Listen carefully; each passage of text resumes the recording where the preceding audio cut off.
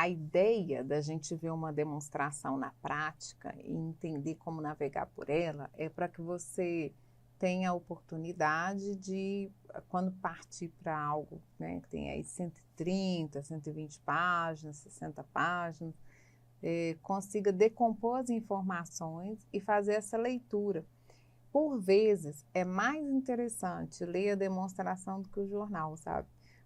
Do que o comentário do analista, porque você vai ganhando envergadura, né? Capacidade de entender um pouco mais, participar dos calls, especialmente quando você tem afinidade com algum setor, você já está com essa carteira há algum tempo. Peguei aqui um grupo assim bem interessante, que são os grupos, né, das redes varejistas. Eles trabalham características específicas, né, de mercado e trazem esse recorte, né? Então, acho muito importante a gente trabalhar com essas leituras de demonstrações e por isso quero falar da Casas Bahia, né? Essas informações, lembrar aqui, ó, a gente está falando de uma ITR, ela é trimestral. Então, as empresas, né, de capital aberto fazem publicações trimestrais dos seus resultados. E a gente chama de intermediária, individual e consolidada, do grupo que se chama Casas Bahia. Então, a primeira informação, né, que a gente tem desse montante é apresentar qual é a lógica do relatório. Então, o relatório, ele tem como sumário, né, uma primeira apresentação, o que a diretoria acha disso, o relatório sobre a revisão das informações trimestrais, e aí nós temos a composição de balanço, demonstração de resultado, resultado abrangente, fluxo de caixa, mutações do PL e a demonstração do valor adicionado. Então, da página 13 até a página 19, está lá, as demonstrações. Não, porque aí começa a apresentação das notas explicativas, e ela também é uma demonstração, né? E ela vem trazendo o detalhe do que está exposto de uma maneira esquemática, que você consegue verificar em qualquer língua, né? A mesma estrutura, com características particulares de cada país, mas agora vem sim a explicação contábil sobre como foram mensuradas as atribuições de cada conta do balanço patrimonial, do fluxo de caixa, das mutações. Então, quando a gente pega nesse contexto operacional, né, e depois a apresentação e elaboração das informações, nós temos aqui principais práticas contábeis. Isso aqui é um alinhamento, a 1, a 2, a 3 e a 4 estão chegando, contando sobre como é feito. As seguintes, né, já estão voltadas para grupos específicos. Você vê que está falando de fornecedores aqui na 13, empréstimo e financiamento, né, patrimônio líquido na 21 e depois vem a de resultado, uma fala sobre resultados, né, informações sobre os segmentos. No relatório de desempenho, os gestores têm a oportunidade de contar sobre qual tem sido o momento da empresa, que é aquela pauta, aquela narrativa que ele apresenta ao mercado sobre a situação do empreendimento. Então, ele vai trazer explicações, né? Ele vai falar, ó, a gente está num plano de transformação. Então, justifico para vocês que estamos fazendo algumas medidas aqui de higiene, de abordagem, né? Para termos um novo cenário. Me aguardem, vai vir coisa boa aí, quando coloca plano de transformação, né? E esse plano está com foco na redução de custos, despesa e eficiência operacional. Aqui já deu para ler, né, tudo que está vindo aqui em seguida. Ó, todo esse relatório vai tentar demonstrar, e a gente precisa ver que não vai achar a melhor estrutura de custos, porque está em redução, a melhor estrutura de despesas, porque ainda está em execução, e nem eles acham que estão no melhor perfil de eficiência. Isso ainda é um alcance. E também está em movimento uma melhoria da dívida, né, um reperfilamento da dívida. Mas eles querem crescer, demos início à segunda fase, com um olhar para crescimento de receita e evolução da rentabilidade. Esse é o momento que eles se encontram, né? E aí eles vão dizer sobre isso, que o varejo está afetado, que tem desafios macroeconômicos, que o grau de confiança, né, não estava lá essas coisas nele, porque eles falam com grau de confiança aumentado. Eles falam sobre variáveis importantes para as modelagens, né, que é margem bruta e o EBITDA. E aí, os itens que fazem a diferença no varejo: estoque, serviços e crédito. Isso faz a diferença no varejo: estoque, serviços e créditos. Vai voltar falando do controle de custos, eles vão focar no que é deles mesmo, aquilo que ninguém pode fazer por eles, e o que puder, né, vão usar outra estratégia, quando coloca assim, atividades core, e estão focados na rentabilidade.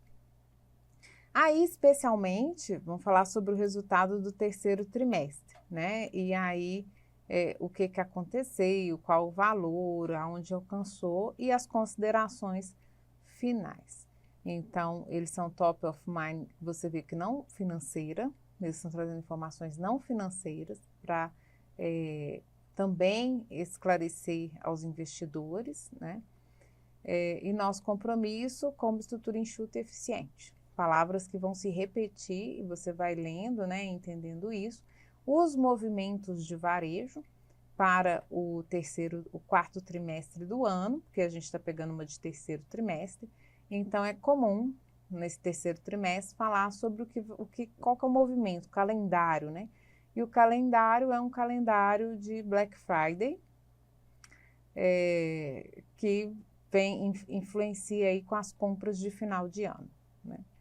Aqui vem um relatório administrativo, não faz parte, sobre os dados e como eles gostariam que você visse esse dado. É importante saber dessas informações, conhecendo que é o recorte que eles deram do que eles gostam de chamar atenção, né? E eu gosto muito de ouvir, inclusive, as apresentações, porque é bom a gente saber o discurso. Mas tem uma análise interpretativa sobre isso, né? Não é porque ele falou que é a máxima, eu vou observar também o que ele não falou. O que ele não falou está nas demonstrações, ele não pode ocultar. Agora, o que ele deu evidência, ele já facilitou meu caminho, o olhar sobre o que ele quer que eu veja. Todo relatório, né, gente, tem essa característica. E quando você trabalha com a área contábil, você fica muito, muito aguçado sobre a leitura crítica de relatórios.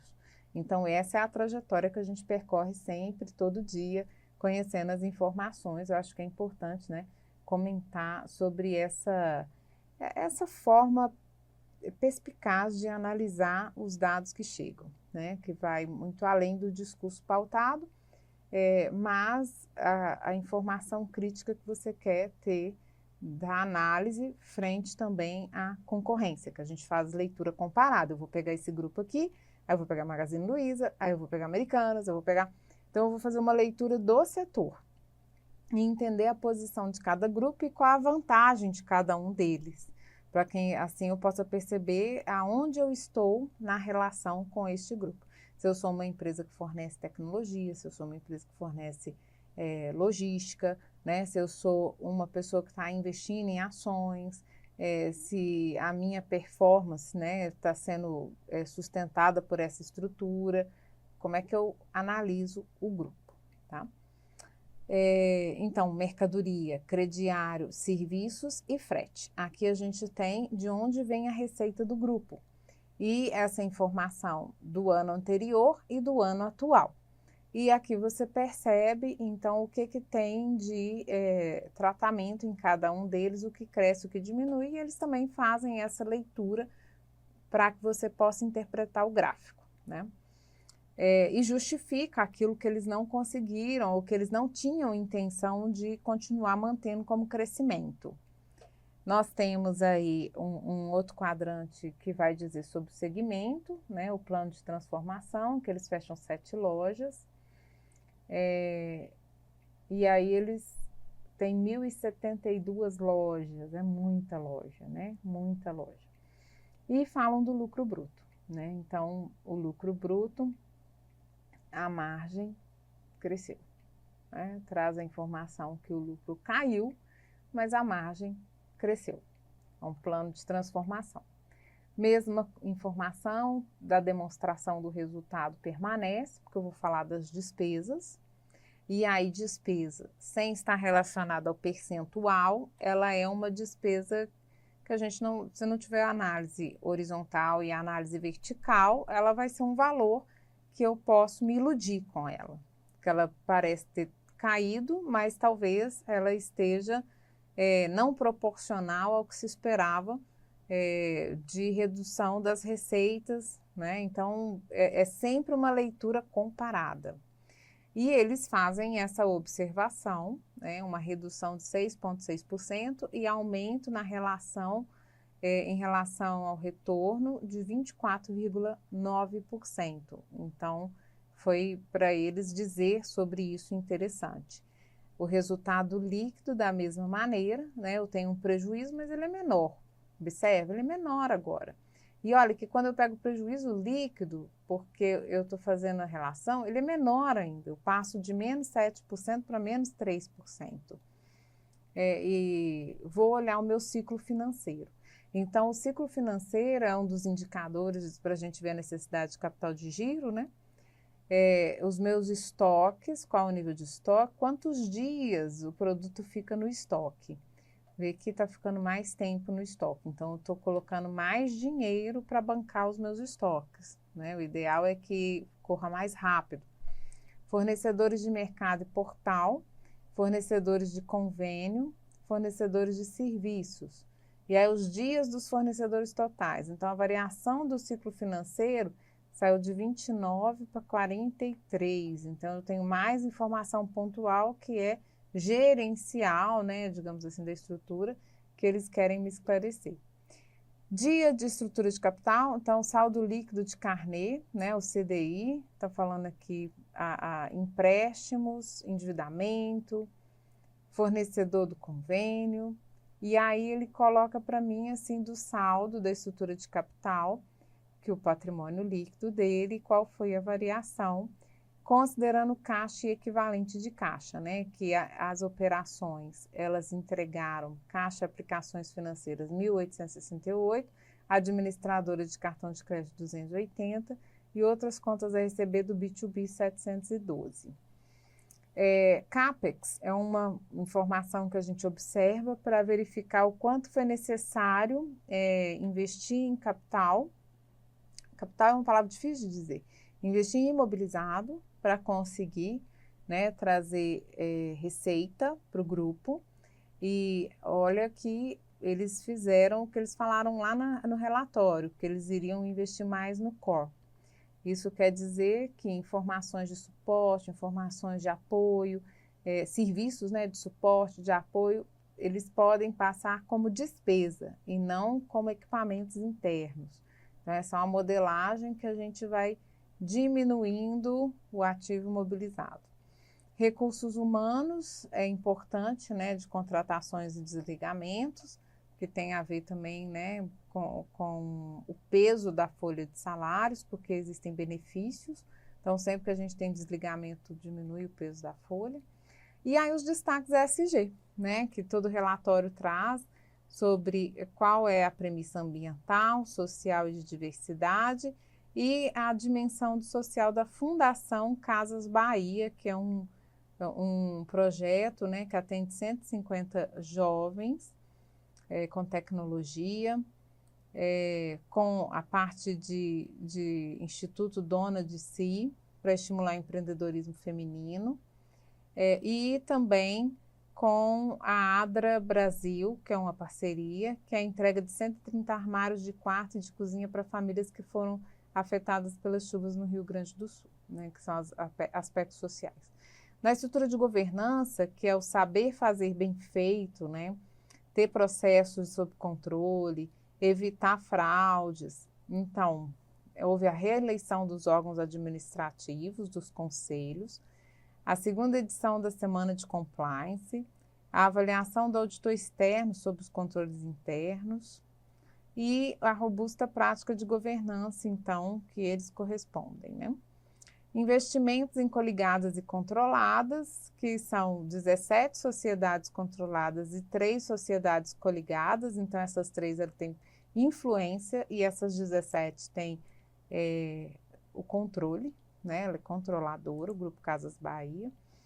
E a política de distribuição de dividendos que eles adotam prevê que dividendos não inferiores a 25% do lucro líquido anual ajustado, apesar de que, vocês viram, deu prejuízo, né? Viu lá. Composição acionária, então quem hoje detém, né, o patrimônio do Grupo Casas Bahia? Tem um fundo de investimento em ações, tem um outro fundo de investimento multimercado, tem o Michael Klein, que é o fundador, né? Ele está com 1.603, a própria BlackRock, e aí tem outros aqui espalhados, né? E tem ações em tesouraria. Vem todo o staff, o grupo que assina, isso aqui é muito importante de você, se você é interessado, né? De seguir essas pessoas, de entender o movimento que elas fazem. E começa, então, o relatório da auditoria. Relatório da auditoria, o que acontece na contabilidade, né? A contabilidade emite a demonstração e aí os auditores vêm observar o que foi feito com um percentual de teste. Então, tem informações que eles vão aferir, que eles vão identificar, para dar garantia de que existe um sistema de governança, de segurança, que vai dizer, vai permitir sustentar que não foram identificadas falhas neste processo que venham desqualificar as demonstrações apresentadas. É muito mais, né? Porque são muitas reuniões, são muitos alinhamentos de informação, são muitas análises de documentos, de sistema que a auditoria precisa fazer para poder comunicar isso. Mas todo esse processo, ele é perene, porque todo ano vai acontecer, e tem uma rotatividade dessa auditoria também, ela não fica para sempre, não. Nesse momento, quem está auditando Casas Bahia é a UI. E a UI, ela traz para a gente um modelo de relatório que também é padronizado. O relatório, ele tem uma introdução, fala sobre a responsabilidade, fala sobre qual que ela não foi lá e revirou tudo para dizer, ela não ia fazer a contabilidade de novo. Então, o que isso quer dizer, né? O que a opinião de auditoria quer dizer? E aí ela traz a conclusão sobre as informações, dando ênfase, ou o que a gente chama, né, os principais assuntos de auditoria. E esse aqui é um relatório muito limpo, muito tranquilo. Tem a introdução, tem a responsabilidade, alcance da revisão, conclusão, está tudo muito bem. As informações incluídas, acima, referidas, tem uma coisinha aqui com a NBCTG 21 e IAS 34, então há uma ênfase. Qual que é a ênfase? Recuperabilidade do imposto de renda e contribuição social diferidos ativos. Ela vai falar que, com base em prejuízos fiscais e bases negativas de contribuição social e diferenças temporárias no montante da controladora, a realização desse ativo depende da geração futura de lucro. Se não tiver lucro, ela não vai poder compensar o prejuízo do ano passado. E aí tem um tempo para isso. E há uma incerteza sobre a capacidade do Grupo Casas Bahia fazer uso desse benefício tributário, né? E fala sobre a demonstração do valor adicionado, finalizando aqui. Essa é uma emissão trimestral. Quando você pega a anual, ela é mais complexa, né? Ela tende a ter mais, a do quarto trimestre, informações mais específicas, detalhadas, tá? Mas essa é uma informação aqui que a gente diz já geral, trazendo as informações do grupo.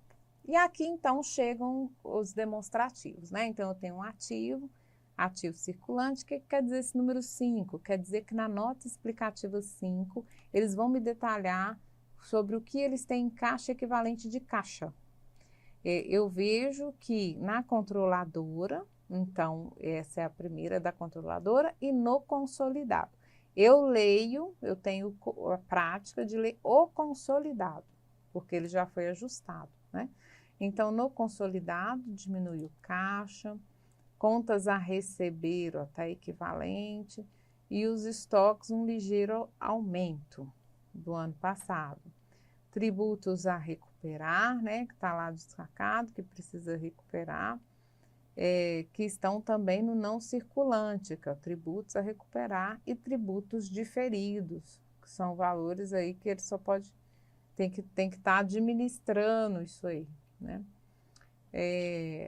Ok, aqui eu já vi o balanço total dos ativos, vamos para os passivos. Qual que é a conta mais importante aqui? A gente tem os fornecedores, claro, é uma varejista.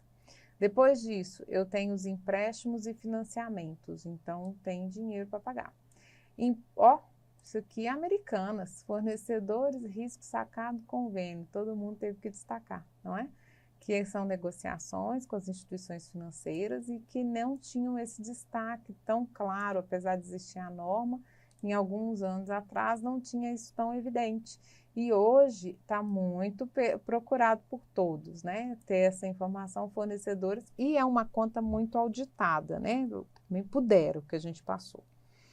E aí a gente vê no PL, você vê aqui, ó, ela tem mais no curto prazo do que no longo prazo, né? Ela tem mais a pagar no curto prazo do que no longo prazo.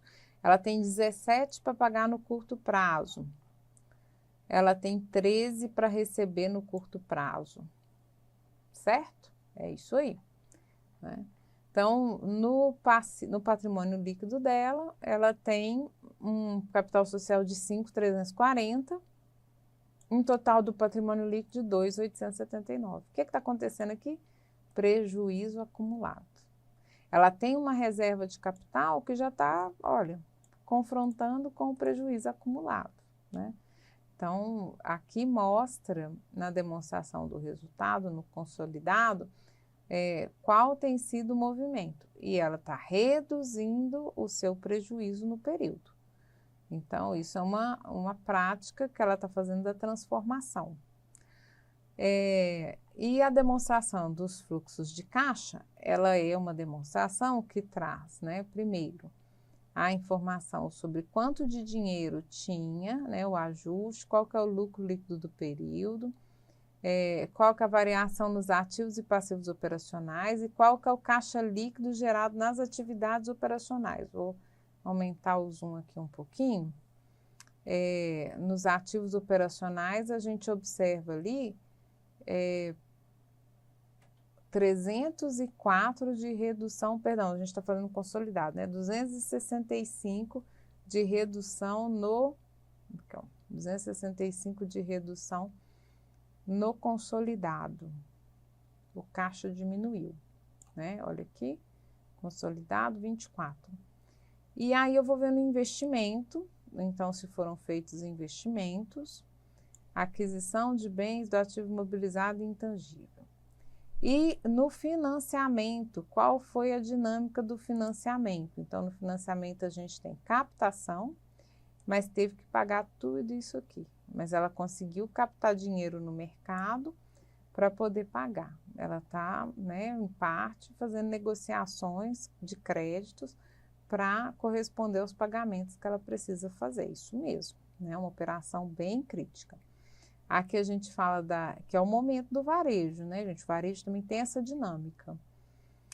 Aqui, falando da demonstração das mutações do patrimônio líquido, né? O que aconteceu com esse prejuízo acumulado, como ele foi compensado.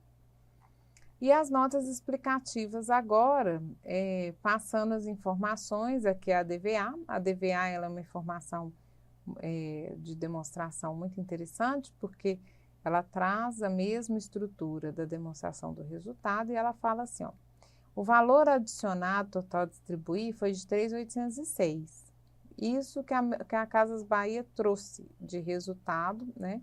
E ela vai distribuir. De que forma? Se ela não existisse, as pessoas não teriam recebido 2.577.000 de salário. Disso, 1.500.000 foi de remuneração direta, 188 foi de benefício, 160 de FGTS, e ela tem uma demanda judicial trabalhista aqui um pouco alta, né, 667, e outras despesas com o pessoal. Bem, se Casas Bahia não funcionasse, o federal, né, olha aqui, a gente tem do federal é porque ela estava com prejuízo, então ela não teve esse gasto, né? Teve esse reconhecimento, teve esse gasto. O estado teria deixado de arrecadar, os estados, né? Porque ela está em vários estados. E os municípios teriam deixado de arrecadar esse valor, que é muito expressivo, né? Para muitos municípios, olha que interessante. E se ela não existisse, os bancos não teriam ganhado isso de juros. Essa é a leitura que a gente faz quando pega essas três contas aqui, do valor adicionado total a distribuir. Então, a existência dela nesse ano permitiu, né, essa movimentação de recursos. E aqui a gente tem, então, as notas explicativas que são muito úteis para que você possa fazer a leitura, entender melhor, né, sobre o que está se tratando.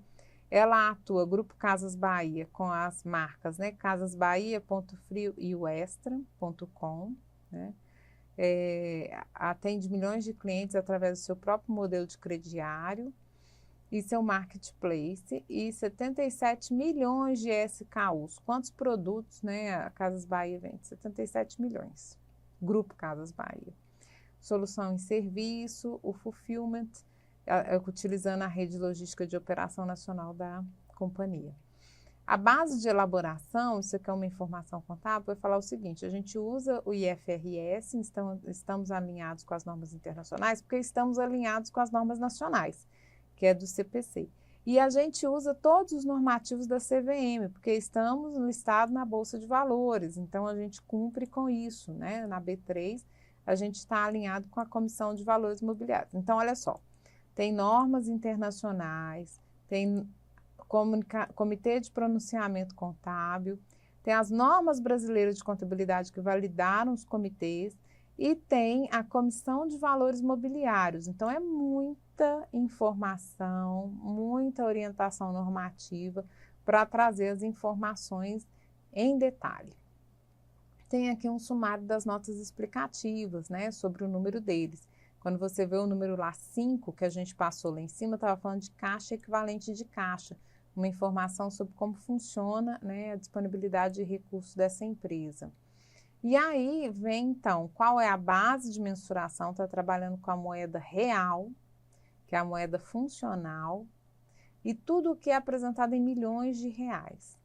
Declaração de conformidade, que o Conselho de Administração fez no dia 13 de novembro.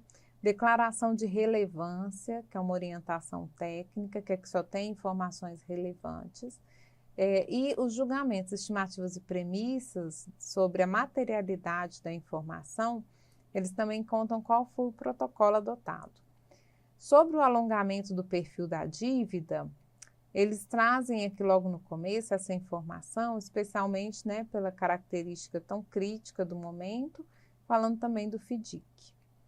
E aí entra no pronunciamento e interpretação revisado, emitido e ainda não adotado. Então, nós queremos mudar algumas coisas, mas a gente está nesse percurso, né? E entre as informações a gente tem a S1 e a S2, que são as normas de sustentabilidade. E uma está voltada, né, a divulgações gerais e a outra está voltada ao clima, que é a S2. Então, o que eles já andaram pensando sobre isso, né, com base nas normas, a partir dos exercícios sociais iniciados ou após 1º de janeiro de 2026, podendo também ser adotado em caráter voluntário. A companhia está avaliando os impactos que essa norma terá sobre as suas demonstrações financeiras. Mesma coisa do S2. Aí alterou uma norma que é a FRS 97, que vai mudar a classificação de instrumentos financeiros. A alteração das normas é efetiva, a companhia está avaliando. IFRS 18 está mudando a norma, né, sobre o propósito geral, divulgação do propósito geral das demonstrações financeiras para assegurar que sejam fornecidas informações relevantes sobre ativos, passivos, PL. Então, está avaliando. 19, obrigação legal de divulgação.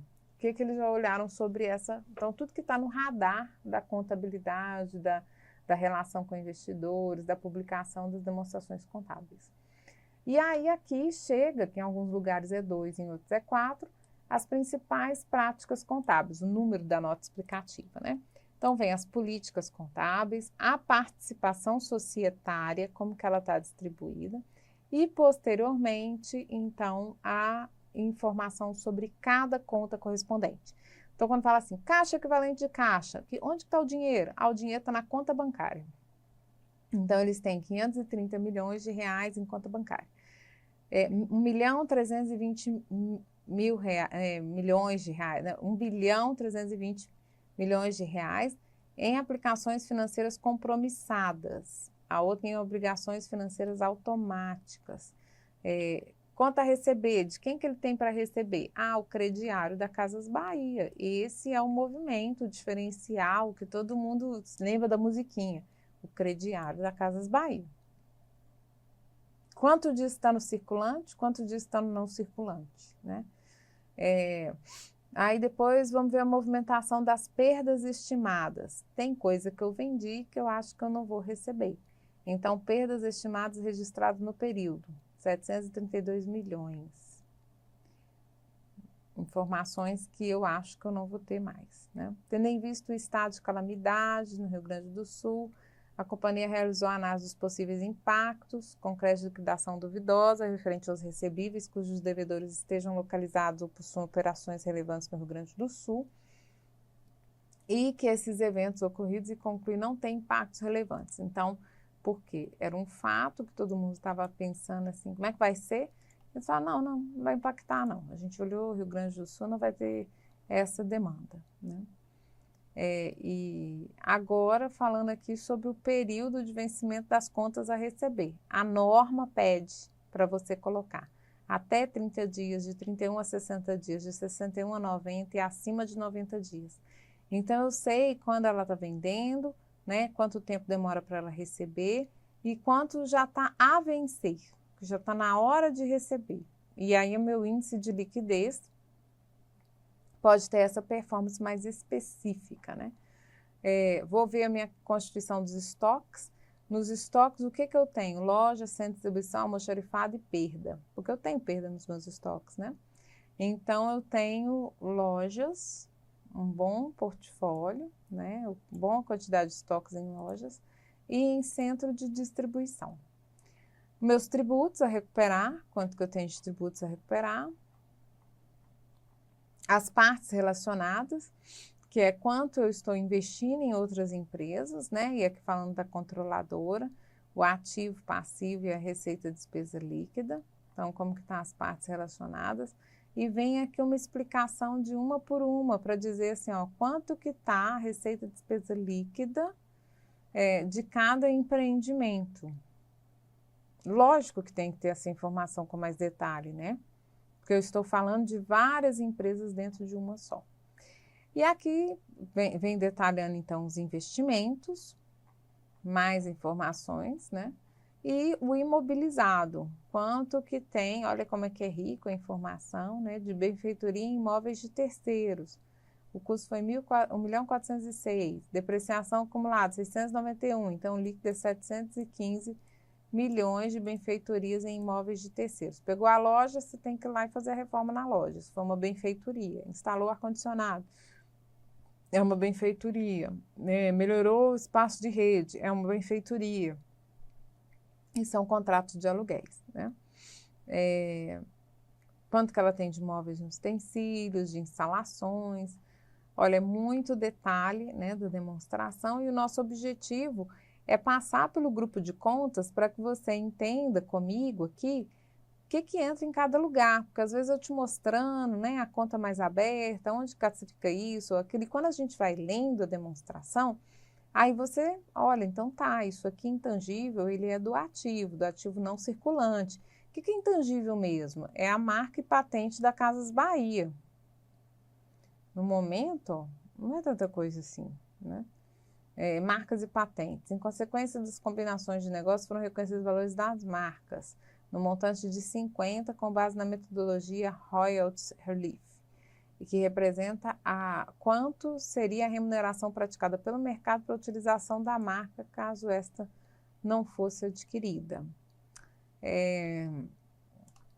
Tem os softwares, né? Quanto que está aqui de investimento em software e licença. Você vê que hoje o varejo, olha, tá 2. Lembra quanto que tá os ativos de terrenos, benfeitorias, né? De estoque. Quanto que eu tenho de imóveis de terceiros, benfeitoria em imóveis de terceiros. Aqui se a gente sobe mais. Então, assim, você vai vendo qual que é a relação hoje do software, o quanto é demandante dele, especialmente porque estamos falando também do e-commerce, certo? Então, você tem uma presença aí muito acentuada da tecnologia para garantir o funcionamento do varejista hoje, né? Eu tenho que pagar, agora eu já passei para o lado do passivo, eu tenho que pagar fornecedores. Então, as minhas mercadorias, elas estão para serem pagas aos fornecedores e esse é o valor. Eu também tenho fornecedores de serviços, os fornecedores de portal e o fornecedor de risco sacado, que são os bancos, né? Lá que a gente estava falando dos riscos sacados. Então, o valor que eu tenho de fornecedores de maneira geral do portal de risco sacado.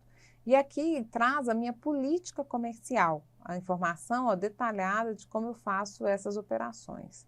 Eu tenho as informações sobre os empréstimos e financiamentos, né?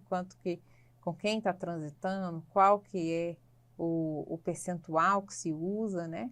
Qual que é a remuneração, as debêntures, né, que estão acontecendo aqui, a movimentação do fluxo de caixa e aí o gerenciamento de riscos financeiros, né, como informação mais detalhada, falando sobre o risco de mercado.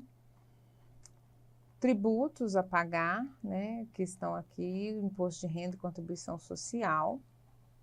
A provisão para demandas judiciais, que são, só vai entrar nessa parte, especialmente aqui, né, no consolidado, quando o escritório de advocacia disser que existe, né, uma possibilidade de pagamento dessa ação.